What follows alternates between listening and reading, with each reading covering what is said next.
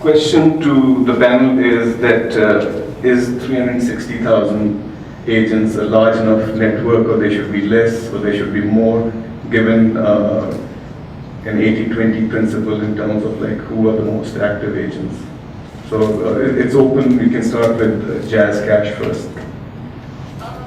I think the agent network, the way we approached it, when Telenor kind of Tamil Bank has launched it, they approached all those agents which were providing GSM services predominantly. And then later on, JazzCash and UBL, Omni, all of them predominantly kind of either approached those agents which were doing the business or the same category of agents. So right now, those agents, we have enough base from that particular category of agents which were predominantly selling either they were doing SIM selling, or they were like selling load for telecom operators. So we have enough of that base, but the liquidity and the kind of investment they do in that business for MFS, we have challenges on that part, because the kind of business EasyPass and JazzCash right now we are having is we face the liquidity issue. So I think the way forward for all of us is to develop more of different segment of agents. So what we are doing as a strategy, or maybe EasyPass is also working on that, is to work with different categories of retailers. So we approached Nadra. They have almost same category of agents, but we work with them to develop their agents to our business. We are working with the TCS, MNP, so they are cash-rich outlets, so they can work for us to invest. They have the big muscle. So we need to work. So we have issues in rural pockets, so those need to be addressed. And with the biometric regime coming in, so our agent base has reduced drastically to like 60%. So we need to work on the receiving end, and the way forward for agent addition is to work with the different segments of retailers. So it can be either pharma segment or the grocery segment to bring on board for next level businesses, like the retail payment is the next big category in which we all want to venture in. So the grocery, their mom and pop stores can be the big contributors to that as well. So we need to bring in a different category of retailers in our agent base. And you feel that there needs to be some reduction in the conventional agent network, and you get into these specialized third-party agents working? I don't recommend a reduction in those agent bases, because I think the number which we quote everywhere, 360, that is that's not an exclusive or a unique count. So we have maybe like 100 or 110 or 120 unique agents, but everyone has approached, every service provider is there. So we have this bigger count. So we should not be reducing those agents, but we need to work on a different segment of agents, so who has a strong liquidity muscle, and they can help us in increasing our other business, like retail. They should help us in retail payments. So that will be the future of agent network. Question to Adnan, same question, but I just want to add one more twist to it. So when you add these new agents, and especially from perspective of a third or a fourth provider, where the agent network is not very active, do you feel that there's now time for like operators to do like a sector liquidity management solution and get a third-party liquidity manager to work with the network? Or you operators still want to exclusively do cash management for your own network? From agent's perspective, agent expansion perspective, or number of agents, there is another aspect of this, and this is the ROI of the agent. I mean, how much they are investing and how much they are getting into it.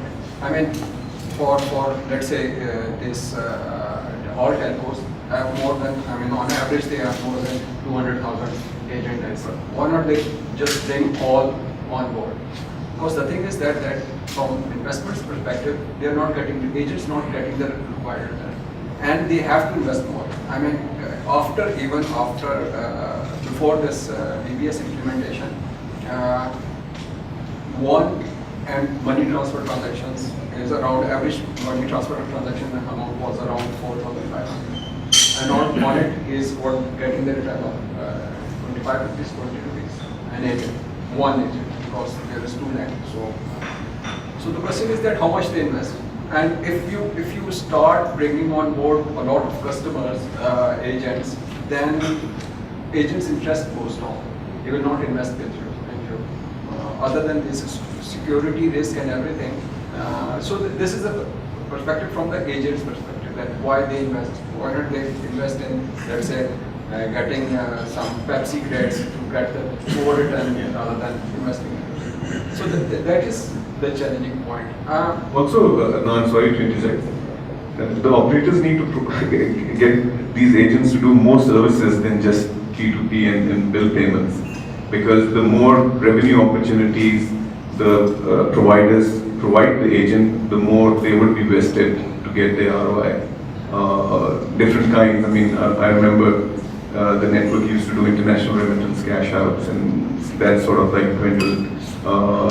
They were doing corporate payments, they were doing loan repayments, but the bulk of the volume still hasn't moved over the last 9 years since the agent network inception. Again, it's primarily because it's demand driven and the sector, you have more experience in, let's say, different segments. It's very difficult to first visualize that. I mean, we started this insurance product and just check that to give or sell insurance, the customer has to sign, let's say, 10 pages of the agreement. I mean, just imagine I have to convince the retailer to sell this thing to the customer. And just think in terms of that these retailers are, I mean, you haven't covered this, perhaps it could be a good thing to, what are their education levels? Metric, perhaps, or less. So you are transferring the burden of this thing. I mean, they are just bankers. I mean, the type of work they are doing, and you are expecting, and their education level is this. So it's very difficult, I mean, to bring on those, then set expectation that they sell it to the customer also. Even there is a demand. So this is again what Maryam has mentioned. I mean, we have tried this alternate. We called it alternative channel. I don't know whether agree with this, bringing TCS on board or other sectors. But again, it's the cash management which is the key. I mean, this sector, even, I mean, just this whole sector is dependent a lot on this money transfer and everything. But if you see the trend, this is for the last 4 or 5 years stuck. Even money transfer is stuck at a level. And why? Because, I mean, there is a capacity for MNOs also to do the cash management. All this cash, I mean, just check the ground level realities. When some sender sends a transaction at the retail level, he gives the hard cash to the retailer. Now somebody has to pick that hard cash, bring it back, convert it into e-cash, and then feed it to them. This all people are running on motorcycle in their bags, carrying this thing without any insurance. That's correct. So these are the ground reality where this whole sector is stuck. Now we have to think. I mean, I worked on this project where we were trying to this cash collection machine that is very expensive. But yes, there is a way. The good thing is that MNOs are working. Perhaps one day we will break through this on this thing also. But currently, these are the. Yeah, we will not touch base on the ROI of the provider on this whole OTC business, but generally, you mentioned TCS and you mentioned some pharma. But like Mr. Hussain had mentioned, that bulk of the population lives in rural and these networks are not available there, let alone any liquidity in that.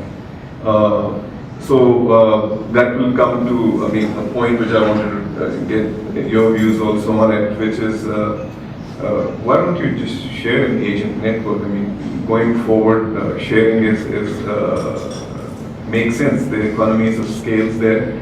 what kind of issues do the providers feel are hinging the interoperability? Obviously, it's not technology.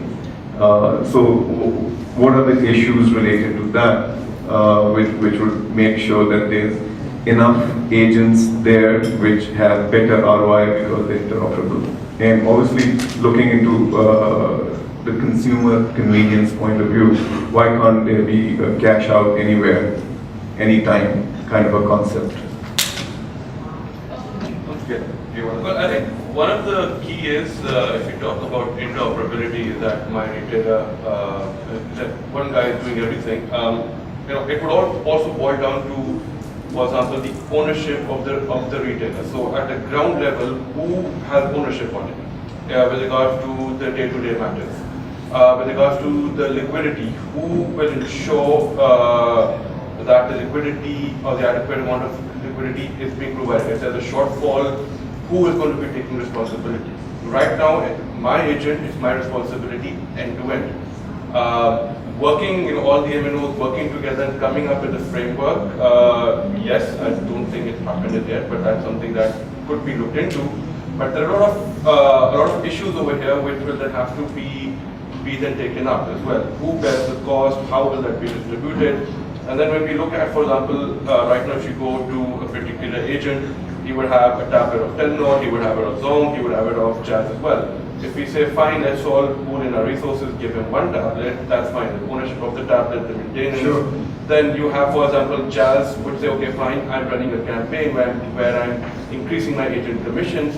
So that one agent who's also supposed to be working for me, I then tend to possibly lose out. So there are a lot of issues over here as well. So setting up a framework may not be very easy, and getting all players to agree at one common level. Yeah, so you think like interoperability could be done specifically for a specific vertical solution like G2P? Let's make it interoperable rather than doing conventional OTC. I mean, interoperability, it's currently, agents can transfer fund from let's say, JazzCash to Paysys. What I mean, Adnan, is like sending cash from one location and cashing out from another deployment. Yeah, the point, from the backend part, you have to see that how much he invests in each partner. Because the pool, the investment money he has, the agent has the same. I think there needs to be some sort of a platform. Maybe Karandas could be one which can put like more discussion points and come to some conclusion. I mean, we've seen a lot of like state bank forums on NFIS which talks about interoperability, but after the discussions that happen, they just all get up and leave and then meet again in 6 months to start from. SPB is talking about interoperability for trustless banking, but we never experienced that even in the banking sector as well. Yeah. I cannot submit a check of SCB at Alsala and vice versa. I cannot. Yeah, so business case is not there. So it's not there. Maybe it's more easy for the banks to do that because at the agent level, even it's a bigger problem. But I was having a discussion with Rehan. Maybe we can do a use case, a small pilot level experiment of doing that. But that will obviously benefit small players, and that has a major benefit for customers. But as rightly pointed out, we have to figure out how we will handle the operational issues, because the hassle in managing the biometric machines right now, we have fights with internal fights even at an MNO level with the GSM teams, that my machine is being moved from MFS agent to a GSM agent. So imagine that happening with another operator, that's going to be an issue. Yeah. And then how you will manage the liquidity for a SIM account or for any other smaller operator account, because they will eventually get benefit out of that. But it's a question for probably the bigger operators. I think so much money has been invested by the operators, and it's just they want to hold tight to everything. If it was a low-cost infrastructure from day one, I guess the discussion around it would be slightly more easier. So I take your point. Yeah. Maryam, just want to add this thing that Maryam, this point is very critical. I mean, even if you make one account, one machine for all the operators, who will do the cash flow? I mean, Is there a role for third-party agent managers? that is the question. Like a consortium of all the operators together? Might be. Like the ATM stretch works? Yeah, like Mr. Hussain saying. Sir, I'd just like to give a few points. The first is that right from the word go, everybody wanted to capture the whole market.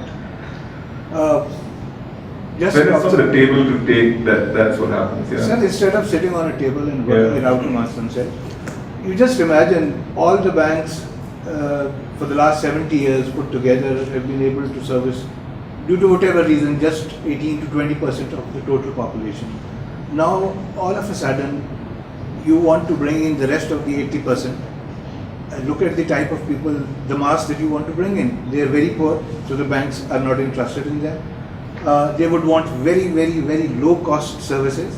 If I have 5 rupees in my pocket and your services for 5 rupees, 5 paisas, I will not take it because I can't take it. See? So the service has to be very cheap.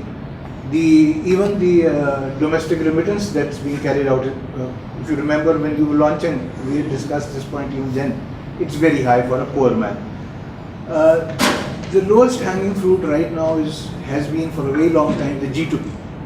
No one has been able to actually properly carry out the G2P because of obvious reasons. Everybody wants to create a highway from Peshawar to Karachi with their own money.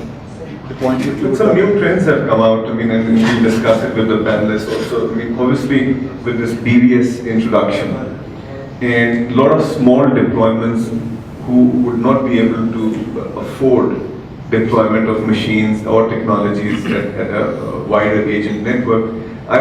We've noticed in the market collaboration with other G2P banks like Summit collaborating, some smaller banks working with EasyPesa as well, specifically in the G2P for BVS based G2P. So the market has changed significantly, but not for a general mass OTC thing.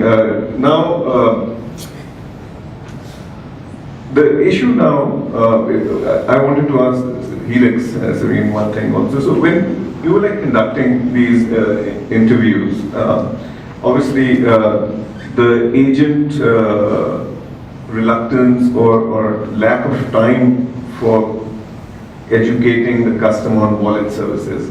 I just wanted to find out if there was any anecdotal and maybe the deployment owners then can corroborate. My experience in the market's been the guy is so busy doing his own work that a guy comes in, he wants to send money. He knows because men are creatures of habit, so you know how to do the sending side and you're done with it. Now you want to get away from selling whatever else you're doing to now call up this customer and says, why don't you open a wallet? And by the way, these are the 10-step process and I'm going to be with you. And next time you come in, it's going to be a lot easier and there's going to be an incentive. How practical and realistic is it to sell wallet services through the agent network? Is there a need for self-registration of wallet services? I think what we saw initially is that the agents are kind of putting this sort of sidestepping this issue of education because they think it should be the provider responsibility. Yes, you're right that a lot of agents, even when we were when we were doing our research on the ground, they have very little time to speak to you because they are so busy. So they just feel like education is a secondary concern for them. So that is correct. But what they are also saying is that the customers don't have enough education about or even awareness at this point, not even to educate them. They lack the awareness about basic services, so they're not even interested in learning more about these services. So I think the first step that we'll also see from the demand side studies is that awareness is there, but they don't have a very good understanding of what the services are about and what they can be used for. So when you say, EasyPesa or JazzCash, yes, they are aware of those services. They have very little understanding of what the services are all about. So I think the marketing campaigns and the providers need to concentrate a little bit more on providing more education on what the services are about, and of course their value proposition.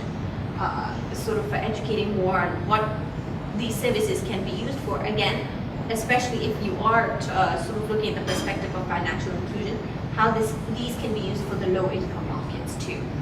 I think again, if we're incentivizing agents and considering monetary incentive for education, they will take this upon them to contribute a little bit more to education. But without these incentives, they have no motivation to educate their customers about anything. I think also this is something that the providers might need to consider is looking at ground level campaigns. To maybe even consider sort of village interactions with village elders and things like that, where they are campaigning on the ground. And even door-to-door campaigns is something that we've seen in East Africa initially, in Tanzania in particular, where at the sort of the onset of the ambassador rollout in Tanzania, they had very young people who, again, they were using the youth to promote employment opportunities as agents and sending them out on the ground and knocking door-to-door to educate customers, again, in very rural areas. Again, this all involves a lot of investment, so it has to be something that the providers are sort of have some business case for. Yeah. Coming to the point of registration, so we are very less focused on registering, getting the registrations from agents. Now the self-registration option is open after this biometric regime, which happened in 2014 for the SIM sale. So all the SIM sales, all the SIMs available in the market are already biometric. Maybe the wallet segment is completely a different orientation. It's not the people who walk into an agent. They're probably not the target market for wallet services. That's. I mean, it depends on what ecosystem he has built on this thing. I mean, for out of the 9 years this segment has developed, 8 years we are just offering them money transfer and utility payment. The other challenge, I mean, the question is why not OTC customer is converting it to mobile one? Why not the people who are using it? Even if you give an analysis of that thing, interestingly, there are very few repeat customers.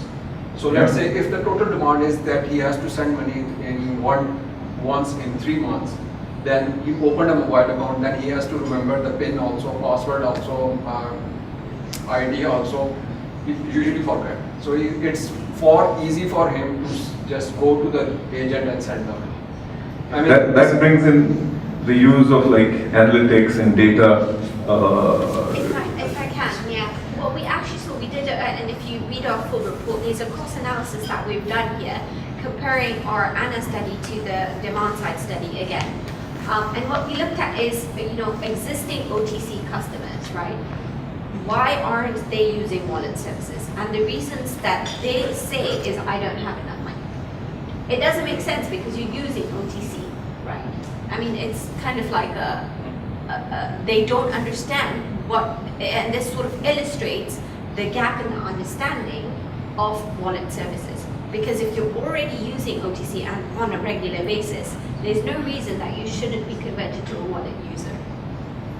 I think also further adding on to that point, because I think you quite right to have it nailed on that. There's another thing, Pakistan itself is a very cash-intensive society. So the whole upbringing of how the systems work within the country are all based on cash as well. I mean, you go to small markets as well, it's all about cash services. You go to a lot of these restaurants, it's all about cash services as well. I think so. Yes. So there's one way of all operators or representatives where you offer services or ease the solution for people to convert. One other aspect which we may not be maybe looking into is maybe the roles of the regulators as well. And in this case, I think SEC would be more appropriate. You have a lot of government bodies who still pay salaries in cash. You have a lot of companies, corporates, manufacturers who pay salaries in cash. Maybe the regulators should now step in and come up with regulation that at least at this basic level start converting that cash component into some sort of a bank account. So that bank account obviously can also be translated into a wallet as well. Where you have the government, and obviously that has also a ripple effect to get people within the tax net. Your economy is also much more documented as well. So the benefits are large. So that is also, I think, one area where that could be Similar to what India is doing with Aadhaar. Yeah. Secondary usage of wallet, so you target the primary people. And I think a lot of countries have also done that. I know when I was reading a report, Qatar, who have been awarded the 2022 Football World Cup, construction companies were paying the blue-collared workers in cash. And since obviously it's an international event, they had to comply with a lot of rules and regulations, whereby the government then forced all companies to pay salaries into a bank account. So instead of going down to the granular bit, they just targeted just the top segment, and then it just got translated down to the bottom. Okay. One question for you again. It's interesting because you've done a study in other markets as well. I wanted to find out, to tackle the liquidity. Has any of the operators in partnership with banks or themselves provided credit as an option for e-float in the market, and what kind of performance has it shown? And then again, question two, I know JazzCash and Telenor have experimented with providing liquidity, credit against liquidity. And just to comment, our report has a lot of information on liquidity. We didn't sort of highlight this in our summary findings today. Oh, sorry. Oh, there's one on the left. Yeah, I was just saying that our report actually has a whole section on liquidity management. So again, I would encourage you guys to read that report. We just didn't choose to highlight it in the summary findings because Pakistan is actually one of the markets doing very well in terms of liquidity management compared to other markets. Now, the Pakistani market is quite unique because they have this delivery of liquidity float essentially, which is it doesn't happen, it happens very rarely in other markets. So the efficiency of the liquidity delivery is actually pretty good in Pakistan, and this is actually quite commendable. And Pakistan has actually improved their liquidity management since 2014 quite a bit. But in terms of, I'm sorry, the question again was on? My question was that instead of so there's obviously, yes. Cash and till, but there's also an e-float. So instead of e-float, which is prepaid, you provide credit, so it's more instantaneous. Exactly. So I think one of the other panelists talked a little bit about segmentation of their agents. What other markets have done again is done a segmentation of the agents, looked at the performance of the agents, and again, agents that are very well, very efficient, performing very well, they go out to those agents and offer them sort of opportunities to loan them money for their investment in the additional investment in the business is what they are doing in other countries. Again, I can send out more information on past studies we've done on this, but it is something that is happening a little bit more in other markets. Other countries such as Uganda are actually utilizing the third-party agent, so using a white label entity to manage and outsource of this liquidity delivery to all their agents, essentially. So Uganda is sort of a model that Pakistan might be looking at sort of replicating. But again, Uganda has a very high prevalence of fraud also. So they need to be careful about how they're managing their liquidity also. We saw Pakistan doing very well with regards to their management of risk and fraud. But as the market grows, this will become more of an issue. And the providers need to be more aware of this as they grow also, because this will continue to be an issue. And again, the Helix has done a lot of work with regards to risk and fraud and how to manage risk a little bit, fraud a little bit better also. Right now, the way we have structured this market in the servicing model we have already introduced in the market, it's all franchisee taking that balance from the bank and then distributing it to the retailers. So we have set probably a wrong norm for the retailers, and it's very difficult to convert them to manage their liquidity on their own. So we I mean, Yeah, maybe some even sort of though they have the a engines. program needs to be looked at. I mean, there's so much of guarantee instruments floating around. Maybe an agent liquidity instrument needs to be evolved. But the problem is that banks have the engine. They Of course they do. I mean, they have this all. So why not they extending this thing? I mean, honestly, I asked them that just give me this, and I will manage the funds also. Use this. Yeah, something for Rehan to look at from on the credit side of the DFS. How are you doing on time, Nusrat? I think Yeah. we have to start off. Okay, just then final parting question. I mean, on the top of your head, maybe just one most important thing from an agent business point of view, which each one of you would like to see as the way forward. I think the liquidity is the key. How we manage it for the agent and how easily he can get. And that would lead into probably interoperability arrangements and things like that as well, or that would remain as a The separate. liquidity issue will become a more severe issue once we get into the interoperability thing, because right now I am answerable for the liquidity management, at least for my own agents. Yes. Afterwards, who will be responsible for that? That will be a question mark. I think just to add to that, I think we need to be careful about how this is transitioned if you are going to be transitioning to a different model. Because right now agents are quite happy with the model that they have, the liquidity delivery. They're sitting pretty, they get their money delivered and taken, and they're happy with that right now. But so if you are transitioning, you'll need to be quite careful about how this is managed. The other thing that we noted with regards to profitability is that the agents are happy with their profits because they got really good commissions. After we had this commissions rule, which you guys are all familiar with, you know, the commissions went up quite high and they were receiving healthy commissions. They dropped a little bit after, but they're still reasonably modest for the agents, but they are still reporting quite high operating expenses. Now, if they're going to be responsible for managing their own liquidity, that's going to eat into the operating expenses too, which is going to affect their profitability, which again, you'll need to be quite careful about managing them. One thing. One thing is the BBS. I mean BBS, it's a huge investment for telcos. I don't know how long they will sustain this thing.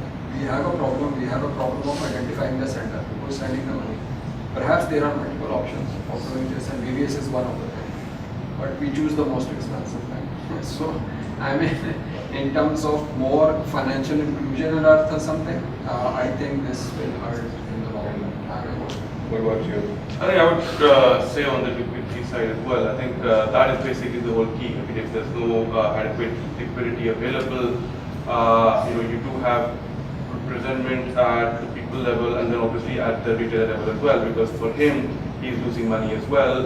That creates disloyalty as well. He would be looking at other avenues.